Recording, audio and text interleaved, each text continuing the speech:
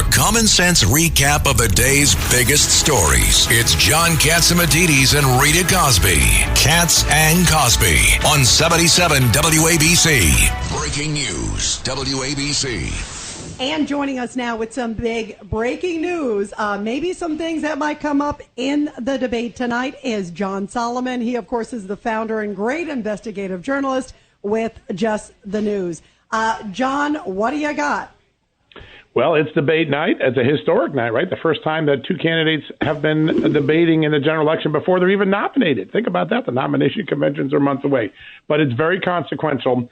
It was 43 months ago this month that Joe Biden looked into the camera and said, I didn't take money. My family didn't take money from China. I didn't meet with my son's business partners. And that laptop, well, it's Russian disinformation. Neither of those three statements are true. And what we've learned since then is that the effort to deceive the American public about the Biden family's foreign influence business has continued. New documents that we made public this morning, they come from the FBI. The FBI had these documents in 2016 from Hunter Biden. They show that Hunter Biden actually signed an employment contract and worked for a firm called Burnham. It was a securities firm. Why is that important? Well, Burnham's been pretty controversial. Some of its employees got convicted of a tribal bond scheme. Those employees were friends and partners of Hunter Biden. It also was a firm that was working with a controversial Russian oligarch that's been in the news a lot lately. Well, Hunter Biden in February, just a few months ago, told the House investigators he didn't have anything to do with the company. He thought he was going to get a job there. It never came to fruition. Well, we have now made public an employment contract. He signed an employment contract. He was the vice chairman. He was a board member. He conducted Burnham business. Those documents directly contradict and conflict with what Hunter Biden told the committee.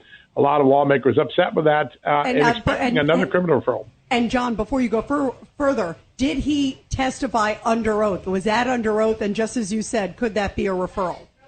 Well, you don't have to be under oath to be referred to lying to Congress. Just making a statement to Congress is enough. They did not swear people in for these depositions and for these interviews, so he was not under oath, but he can still be prosecuted. And as you saw just a few weeks ago, some earlier statements he made that have been contradicted by evidence, he was just referred for prosecution in the same one. But this one is perhaps the most jaw-dropping. His signature is sitting on a document saying, I'm the vice chairman, and I'm also a board member. There's no chance that Hunter Biden could not remember that, or he should have at least researched it before he gave his answers to Congress. Andy Biggs, the lawmaker who actually asked those set of questions that elicited the testimony, says he expects Hunter Biden to be referred anew for prosecution for lying to Congress. We'll see if that happens in the next few days. You know, John, you also have another big blockbuster about the 51 Intel folks who signed the letter saying that the laptop that Hunter had looks like Russian disinformation. Of course, we know that it looks like it was a concerted effort to help Joe Biden. Now the transcripts reinforce that. Talk about that, because that could be a big deal tonight at the debate. House Judiciary Committee released about a half dozen of the 51 who they interviewed. There's a common theme.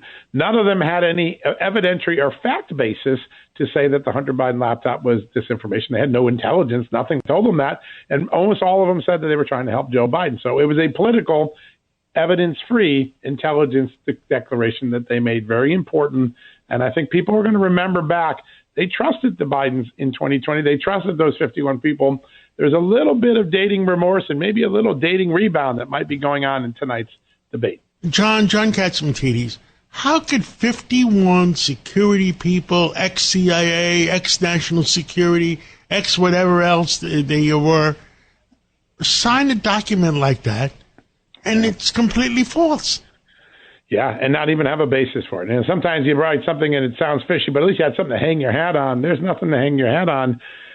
It's a really great question, and I think it goes to the broader question, which is, have we created these institutions and people in these institutions now who are more concerned about political outcomes than intelligence and security or legal outcomes? And I think that's on the ballot in November. It's a very important moment. And it's interesting, Joe Biden has spent the last 2 years since the Red Wall speech saying, democracy's at stake, democracy at stake. There's an amazing poll in the Washington Post right here in my hometown today. It shows that strategy is backfired in the swing state voters poll they just did. Actually, voters in those swing states think Donald Trump's more trustworthy on democracy than Joe Biden. Why? Because so many Americans believe what went on with the intelligence agents, what's going on with these criminal cases, what went on with Russia collusion. isn't American. It isn't. Well, John Solomon, it seems like half the things we hear in Washington are one big lie.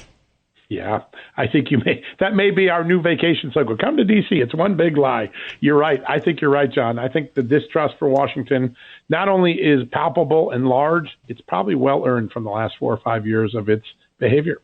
Yeah, well, I can't wait to see if these topics come up tonight in the debate. John Solomon, thank you so much. Some big blockbusters.